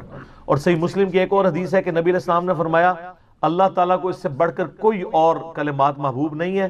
اور یہ حصہ بخاری میں بھی ہے اس کا، اور اس میں اللہ تعالیٰ کی طرف سے کوئی پابندی نہیں ہے، تم ان کی ترتیب بھی بدل سکتے ہو. یعنی سبحان اللہ کے بعد آپ اللہ اکبر پڑھ لیں، پھر لا الہ الا اللہ، کوئی فرق نہیں. یہ ایک اوپن چیز ہے. آپ یوں بھی کر سکتے ہیں کہ پہلے 100 دفعہ پڑھ لیں سبحان اللہ سبحان اللہ سبحان اللہ، الحمدللہ الحمدللہ الحمدللہ، اللہ اکبر، کیونکہ را کو پھر لام سے ملائیں گے، اللہ اکبر اللہ اکبر اللہ اکبر، لا الہ الا اللہ لا الہ الا اللہ لا الہ الا اللہ. اور یوں بھی پڑھ سکتے ہیں، وہ زیادہ بہتر ہے، سبحان اللہ والحمدللہ ولا الہ الا اللہ واللہ اکبر. کیونکہ اکبر پہ وقف کریں گے، ورنہ یہ سبحان اللہ تو الحمدللہ ہی پڑھ نہیں سکتے آپ، کیونکہ الحمدللہ الحمدللہ بنے گا کانٹینیوس، جیسے اللہ اکبر اللہ اکبر اللہ اکبر بن، تو وقف کرنا پڑے گا سوائے سبحان اللہ کے. سبحان اللہ یہ تو پڑھ سکتے ہیں، لیکن الحمدللہ کو الحمدللہ الحمدللہ وقف کرنا پڑے گا. اللہ اکبر اگر ملائیں گے تو اللہ اکبر اللہ اکبر، را کو لام سے، تو اس کی بجائے اتنی مشکل میں نہ پڑھیں، سبحان اللہ والحمدللہ ولا الہ الا اللہ واللہ اکبر. ایک تسبیح پڑھ لے، 4 وظیفے 100 دفعہ ہو جائیں گے، کیونکہ نبی علیہ السلام نے اجازت دے دی ہے نا، آگے پیچھے دائیں بائیں کچھ بھی کر سکتے ہو. اور یہ ترتیب تو صلاۃ و تسبیح میں موجود ہے. نبی علیہ السلام نے کلمات پڑھے بھی ہیں. آپ کو پتہ ہے تبلیغی جماعت والے 3 وظیفے بتاتے ہیں، ویسے بڑی سمجھداری سے ہی کسی نے وہ ڈیوائز کیے ہوئے ہیں. 100 دفعہ وہ یہ بتاتے ہیں سبحان اللہ والحمدللہ ولا الہ الا اللہ واللہ اکبر. وہ ساتھ وہ بھی بتاتے ہیں ولا حول ولا قوت الا باللہ، وہ بھی پڑھ سکتے ہیں. وہ بھی صحیح بخاری میں رات کو اٹھتے وقت کی دعا ہے. العلی العظیم تک بھی پڑھ سکتے ہیں، وہ ابن ماجہ میں موجود ہے. میرا ایک یوٹیوب پہ کلپ ہے 6 کلموں کا ثبوت، تو میں نے بتایا 4 کلمے ثابت ہیں، 2 مولویوں کے لکھے ہوئے ہیں آخری والے جو ہیں. تو بلکہ وہ میرا بیٹا تو وہ کورس میں آیا تو اس نے وہ 2 یاد ہی نہیں کیے، تو اس کو ماں کہہ رہی یاد کرو، کہتی ثابت، وہ کہتا ثابت ہی نہیں ہے تو کیوں ساری یاد کرو. ہم ریکویسٹ کریں گے، ہمارے پاس بھی وہ کورس اسلامیات کا جو ہے نا اس کو ریویو کرنے کے لیے بھیجا ہوا ہے ہماری اکیڈمی میں انہوں نے، تو ہم اس میں ان کو ریکویسٹ کریں گے کہ یہ آخری 2 کلمے نکال دیں، پہلے 4 کلمے ثابت ہیں. وہ تو ثابت ہی نہیں ہے، تو خام خواہ لوگوں کو آپ رٹا رہے ہیں. الٹا جن لوگوں کی شادی ہونے والی ہوتی ہے وہ بیچارے ٹینشن میں پڑے ہوتے ہیں 6 کلمے یاد کرنے کے، حالانکہ کلمے کے ساتھ تو کوئی تعلق ہی نہیں اس کے. تو یہ جو صلاۃ و تسبیح کے اندر بھی پڑھا جاتا ہے، لیکن اس میں لا حول ولا قوت الا باللہ نہیں. وہ تو لادہ سے بخاری مسلم میں حدیث ہے کہ جنت کے خزانوں میں سے ایک خزانہ ہے لا حول ولا قوت الا باللہ. تو آپ پڑھنا چاہتے ہیں ضرور پڑھیں. اس میں وظیفے کے طور پہ آپ پوری تسبیح اس کی پڑھ لیں بے شک. تو تبلیغ جماعت والے یہ بتاتے ہیں 100 دفعہ درود شریف بتاتے ہیں اور 100 دفعہ استغفار بتاتے ہیں. تو بہت انٹلیکچوئل چیز ہے. یہ وظیفہ اتنا کمال ہے کہ آپ کے ہر فرض نماز کے بعد یہ وظیفہ نبی علیہ السلام نے مشروع کیا ہے. مسلم شریف میں حدیث ہے ہر فرض نماز کے بعد یہ وظیفہ پڑھنے والا کبھی نامراد نہیں جاتا. 33 دفعہ سبحان اللہ، 33 دفعہ الحمدللہ اور 34 دفعہ اللہ اکبر. اور ایک حدیث میں ہے مسلم شریف کی کہ جو پڑھے 33 دفعہ سبحان اللہ، 33 دفعہ الحمدللہ، 33 دفعہ اللہ اکبر اور 100 کا عدد پورا کرنے کے لیے پڑھ لے لا الہ الا اللہ وحدہ لا شریک لہ لہ الملک ولہ الحمد وہو علی کل شیء قدیر. 100 کا عدد اس سے بھی پورا کر سکتے ہیں اور 100 کا عدد اللہ اکبر کہہ کے بھی پورا کر سکتے ہیں تو اس کے سارے گناہ معاف کر دیے جائیں گے، اگرچہ سمندر کی جھاگ کے برابر ہی کیوں نہ ہو. لیکن وہ صغیرہ گناہ، کبیرہ گناہ صرف توبہ سے معاف ہوتے ہیں.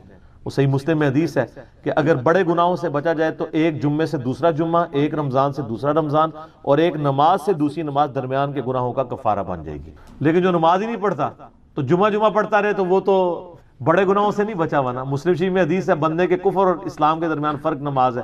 یہ نہ ہو کہ ایک رمضان پڑھ لے اگر رمضان کے لیے بیچ چلے سارے، نہیں نا، اس طرح نہیں ہوگا. تو یہ وظیفہ اتنا کمال ہے، بخاری مسلم دونوں میں حدیث ہے. کچھ غریب صحابہ حضور کے پاس ہے، یا رسول اللہ ہر مقابلے میں ہم برابری کر لیتے ہیں امیر اصحاب کی. وہ روزے رکھتے ہیں ہم بھی روزے رکھ لیتے ہیں، وہ نمازیں پڑھتے ہیں ہم بھی نمازیں پڑھ لیتے ہیں، وہ جہاد کرتے ہیں ہم بھی جہاد کر لیتے ہیں. ایک معاملے میں آ کے ہم مارے جاتے ہیں. قرآن میں بار بار ہے اللہ کی راہ میں خرچ کرو، ہم تو خود ہی غریب ہیں. تو آپ ہمیں کوئی اس کا حل تجویز کریں. تو آپ فرمایا میں تمہیں ایک ایسی چیز بتاتا ہوں کہ تم ان کی برابری کر لو گے. تم ہر فرض نماز کے بعد 33 دفعہ سبحان اللہ، 33 دفعہ الحمدللہ، 34 دفعہ اللہ اکبر پڑھ لیا کرو. یہ بخاری مسلم دونوں میں. کچھ دنوں کے بعد پھر وہ حاضر ہوئے، یا رسول اللہ وہ تو امیر صحابہ کو بھی پتہ چل گیا، وہ بھی یہی کچھ پڑھ رہے ہیں. اب ہم کیا کریں؟ تسی تک لو جناب، تسی گرین کارڈ دے تے بلو کارڈ دے چکر پہ ہو، دنیا دے آخرت کے نہیں. صحابہ کرام آخرت کے بلو اور گرین کارڈ کی بات کر. تو نبی علیہ السلام مسکرائے، آپ نے فرمایا ذالک فضل اللہ یؤتی من یشاء، یہ اللہ کا فضل ہے، میں تو اللہ کا فضل نہیں روک سکتا. ٹھیک ہے نا. تو ظاہر گیون سرکمسٹانسز اللہ کے دیے ہوئے ہیں، اس کے اندر آپ بیسٹ پرفارم کرنے کی کوشش کریں. اللہ کے فضل کو تو کوئی روک نہیں لگا سکتا نا. کوئی یہ نہیں کہہ سکتا کہ جی وہ یعنی تیرے ہوتے جنم لیا ہوتا کیوں نہیں ہوا، ہو سکتا ہے ابو جہل ہی ہوتا. تو جس حال میں اللہ نے رکھا ہے اسی کو آپ بہتر سمجھیں. تو اس طرح کی کئی احادیث ہیں جو ان وظیفوں کو سپورٹ. اچھا مسلم شریف میں ایک حدیث میں یہ بھی آیا کہ 10 دفعہ سبحان اللہ، 10 دفعہ الحمدللہ اور 10 دفعہ اللہ اکبر. اگر کسی کے پاس ٹائم تھوڑا ہے نا تو فرض نماز کے بعد یہ بھی پڑھ سکتے. 10 دفعہ بھی وظیفہ یہ والا کیا جا سکتا. ایک بڑی رکت انگیز حدیث ہمارے یوسف بھائی نے اس پہ کلپ بھی بنایا ہے، صفین کی راتوں میں. بخاری مسلم دونوں میں حدیث ہے. مولا علی علیہ السلام خود روایت کر رہے ہیں. وہ کہتے ہیں کہ نبی علیہ السلام کو جب اللہ نے کشادگی دی، کچھ غلام آپ کو گفٹ ملے، تو میں نے فاطمہ سے کہا کہ تم پورا دن گھر کی صفائی کرتی ہو، چکی چلاتی ہو، اس کی وجہ سے ان کے ہاتھ پہ بھی نشان بن گئے تھے. اس طریقے سے سامان اٹھا کے لاتی تھیں تو وہ رسی کے نشان یہاں پڑے ہوئے تھے. تو نبی علیہ السلام سے جا کے جو ہے وہ ایک غلام ڈیمانڈ کر لیتے ہیں جو ہمیں ذرا ہیلپ آؤٹ کر دے گا. جب سب کو مل رہا ہے تو ہمیں بھی مل جائے گا. تو سیدہ فاطمہ حاضر ہوئی. یہ حدیث بخاری میں بھی ہے مسلم میں بھی. تو حضور علیہ السلام کے پاس گئیں، بات نہیں کر. طبیعت میں تربیت کس کی تھی سر؟ بولڈنس نہیں تھی وہ والی، حالانکہ باپ ہے اور حضور کو پتا تھا اپنی بچی کی عادت. تو وہ گئیں، بات نہیں کر سکی، واپس چلی گئی. تو حضور علیہ السلام محفل برخاست ہوئی، آپ خود آ گئے. سر وہ حدیث کمال ہے. مولا علی کہتے ہیں میں اور فاطمہ ایک چادر میں لیٹے ہوئے تھے اور نبی علیہ السلام ہمارے گھر میں آئے اور پاؤں کی جانب سے نبی علیہ السلام ہمارے بستر میں داخل ہوئے، حتیٰ کہ آپ کے پاؤں کی ٹھنڈک ہم نے اپنے سینے پہ محسوس کی. یعنی حضور علیہ السلام نے پاؤں کی جانب سے اپنے پاؤں انٹر کیے اور وہ پاؤں سیدہ فاطمہ اور مولا علی کے سینے تک پہنچ گئے تو انہوں نے ان کو سینے سے لگا لیا. سر یہ فرینکنس کسی صحابی کو نصیب ہو سکتی ہے؟ تو آپ نے فرمایا وہ فاطمہ تم آئی تھی، کوئی کام تھا؟ سیدہ فاطمہ سے پھر بھی بات نہیں نکلی. تو حضرت علی کہتے ہیں میں نے نا پھر کہا یا رسول اللہ وہ میں نہیں بھیجا تھا، پورا دن کام کرتی ہے. آپ کی بیویاں کہتی ہیں ہماری کوئی ذمہ داری نہیں ہے. یہ بھی تو بیوی تھی نا. بخاری مسلم میں حدیث ہے جنتی عورتوں کی سردار ہے فاطمہ سلام اللہ علیہا. تو میں نے غلام کے لیے عرض کیا تھا یہ تھک جاتی ہے ہمیں ہیلپ آؤٹ کر دے گا. آپ علیہ السلام فرمایا میں تمہیں سے بہتر نہ چیز عطا کروں؟ کہ یا رسول اللہ عطا کریں. یعنی آپ لوگ تو سمجھ رہے ہوں گے کہ غلام مانگا تو شاید ایک گھوڑا بھی ساتھ گفٹ مل جائے گا. ان کا جب رات کو بسترے پہ جانے لگو نا تو 33 دفعہ سبحان اللہ، 33 دفعہ الحمدللہ اور 34 دفعہ اللہ اکبر پڑھ لیا کرو. یہ تمہارے لیے اس غلام سے بھی بہتر ہے. یعنی سارے دن کی تھکاوٹ اتر جائے گی. سر یہ بہت بہترین وظیفہ ہے. تو اچھا یہ حدیث مولا علی پوری زندگی سنایا کرتے تھے کیونکہ حضرت فاطمہ اور مولا علی کی ایک محبت بڑی مثالی تھی. پھر لوگ بھی جو ہے نا وہ مولا علی سے پوچھا کرتے تھے وہ فاطمہ والی حدیث تسبیح فاطمہ، اسے تسبیح فاطمہ اسی لیے کہا جاتا ہے. تو یہ حدیث جب بیان کی مولا علی نے تو آگے نے تابعین نے پوچھ لیا، بخاری مسلم دونوں میں ہے کہ حضرت علی کہتے ہیں کہ وہ دن ہے آج کا دن ہے، میں نے کبھی یہ وظیفہ چھوڑا نہیں ہے. سر استقامت تو خود مل جاتی ہے. جس کے بسترے میں جا کے نبی علیہ السلام وظیفہ سکھا رہے ہوں تو وہ پوری زندگی اس واقعے کو کبھی بھول سکتا ہے کہ مجھے خود آ کے میرے بسترے میں آ کے اور حتیٰ کہ آپ کے قدم مبارک میرے سینے سے لگے تھے، اس حال میں حضور نے مجھے یہ تحفہ دیا ہے، وہ تحفہ کوئی بھلا سکتا ہے؟ تو تابعی نے کہا کہ مولا علی سے کہا کہ کیا جنگ صفین کی راتوں میں بھی آپ یہ وظیفہ پڑھا کرتے تھے جب مسلمانوں پہ اتنا مشکل وقت تھا، آپ میدان جنگ میں تھے؟ آپ دیکھیں 30 سال کے بعد مولا علی کو تلوار دوبارہ اٹھانا پڑی اسلامی نظام کو بچانے کی۔ تو مولا نے کہا ہاں صفین کی راتوں میں بھی میں نے کبھی یہ وظیفہ نہیں چھوڑا۔ تو اس پہ وہ کلپ بنایا تھا صفین کی راتوں میں، یہ اتنا کمال کا وظیفہ۔ اللہ تعالیٰ ہمیں اس وظیفے پہ استقامت دے، اور کچھ نہ کر سکیں یہ ضرور کیا کریں۔ بخاری مسلم میں حدیث ہے، عائشہ کہتی ہیں نبی علیہ السلام نے فرمایا کہ اللہ تعالیٰ کو سب سے بڑھ کر محبوب عمل وہ ہے جو مستقل مزاجی سے کیا جائے، خواہ تھوڑا ہی کیوں نہ ہو، بنسبت اس عمل کے جو بہت زیادہ ہو لیکن مستقل مزاجی سے نہ ہو۔ ایک بندہ ایک دن 1000 دفعہ سبحان اللہ پڑھتا ہے، اگلے دن 10 دفعہ پڑھتا ہے، اس سے بہتر روزانہ ہی 10 دفعہ پڑھ لے۔ تو یہ وظیفہ 100 دفعہ پڑھنے کے لیے کوئی زیادہ ٹائم ریکوائرڈ نہیں ہوتا۔ آپ روٹین میں ہیں، آپ پاس دونوں آپشن ہیں، الگ الگ کر کے پڑھ لیں تب بھی ٹھیک ہے، ایک ہی دفعہ میں پڑھ لیں سبحان اللہ والحمدللہ ولا الہ الا اللہ واللہ اکبر تب بھی درست ہے۔ اور فرض نماز کے بعد تو اور کوئی وظیفہ، ایک آیت الکرسی والا وظیفہ اور یہ تسبیح فاطمہ والا وظیفہ اور تکبیر بلند کرنا، استغفار پڑھنا، اللہم انت السلام منک السلام، سارے اذکار اس میں لکھے ہوئے ہیں۔ چند ایک وظائف تو ضرور پڑھیں، اور اس میں یہ والا وظیفہ کبھی نہ چھوڑیں، یہ بہت ایکسٹرا آرڈنری۔ مغرب کی اذانیں شروع ہو چکی ہیں، بقیہ سوالات انشاءاللہ اذان مغرب کے وقفے کے بعد انشاءاللہ۔ جزاکم اللہ۔ جامعہ ترمذی میں اور مسند امام احمد میں صحیح سند کے ساتھ یہ حدیث موجود ہے کہ اللہ کے محبوب صلی اللہ علیہ وآلہ وسلم نے فرمایا کہ جو شخص قیامت کو اپنی آنکھوں سے دیکھنا چاہے تو وہ سورۃ التکویر پڑھ لے اور سورہ الانفطار پڑھ لے، یہ دونوں صورتیں آ جائیں گی، اور سورۃ الانشقاق پڑھ لے، وہ اس کے بعد آتی ہے سورۃ المطففین کے بعد۔ یہ 3 صورتیں ایسی ہیں کہ اگر کسی نے قیامت کو اپنی آنکھوں سے دیکھنا ہے، وہ یعنی ویڈیو فلم اس کی دیکھنی ہے قیامت کے دن کا نقشہ، تو ان 3 صورتوں کو پڑھ لیں۔ بڑی جاندار یہ صورتیں ہیں۔ اللہ کا نام لے کے شروع کرتے ہیں۔ اعوذ باللہ من الشیطان الرجیم، بسم اللہ الرحمن الرحیم۔ اذا الشمس کورت، وہ وقت یاد کرو جب سورج کو لپیٹ دیا جائے گا، وَإِذَا النُّجُومُ انْكَدَرَتْ، اور ستارے بکھر جائیں گے۔ میں نے پہلے بھی عرض کیا قیامت والے دن اللہ تعالیٰ نے گریویٹیشنل فورس کو ڈسٹرب کر دینا ہے، اور اس کا اینڈ رزلٹ یہ ہے کہ پھر گریویٹی اگر ڈسٹرب ہو جائے تو اس کائنات کے اندر جتنے اجرام فلکی ہیں، جتنے بھی سیٹلائٹس ہیں، یہ سب کے سب تباہ و برباد ہو جائیں گے۔ جتنے بھی سن ہے، جتنے بھی سورج ہیں، وہ تمام کے تمام اس کی وجہ سے ایک دوسرے میں مل کے ختم ہو جائیں گے۔ تو وہ وقت یاد کرو جب سورج کو لپیٹ دیا جائے اور ستارے بکھر جائیں، وَإِذَا الْجِبَالُ سُيِّرَتْ، اور پہاڑوں کو اکھیڑ دیا جائے۔ اس روئے عرض پہ سب سے مضبوط چیز جو ہے نا اللہ کی مخلوقات میں سے، وہ پہاڑ ہے۔ کوئی بھی جاندار یا ہماری لینگویج میں جو بے جان چیزیں ہیں، چاہے وہ درختوں کی فارم میں ہوں، جاندار چیزیں چاہے جانوروں کی فارم میں ہوں، کوئی بھی اتنی مضبوط نہیں ہے اپنی کنسٹرکشن کے اعتبار سے جتنے پہاڑ ہیں، بلکہ یہ پوری زمین کی ڈائنامک بیلنسنگ ان پہاڑوں کی وجہ سے۔ تو پہاڑ بھی گریوٹی کی وجہ سے ڈسٹرب ہو کے اون کی طرح بکھر رہے ہوں، جیسے روئی کے ریشے اڑتے ہیں نا جب اس کی دھنائی کی جاتی ہے، اس طرح یہ پہاڑ اس زمین کے اوپر تیر رہے ہوں گے، زمین بالکل فلیٹ کر دی جائے گی۔ اللہم اجرنا من النار، اللہم اجرنا من النار۔ وَإِذَا الْعِشَارُ عُطِّلَتْ، جب اونٹنیاں، ایسی اونٹنیاں جو کہ پریگننٹ ہوں اور ان کے بچے پیدا ہونے والے ہوں، وہ بھی بکھرتی ہوئی ہر طرف نظر آئیں۔ عرب کے لوگ اصل میں جو یہ اونٹنیاں تھی نا، جو پریگننٹ اونٹنیاں تھی، جس طرح آج کل ہمارے سب کانٹیننٹ کے معاشرے میں جب بھینس کا بچہ ہونے والا ہوتا ہے تو بڑی اس کو پروٹوکول سے، بڑی حفاظت سے اس کو رکھا جاتا ہے، کیونکہ آمدہ جتنی روزی ہے اسی سے وابستہ ہوتی ہے۔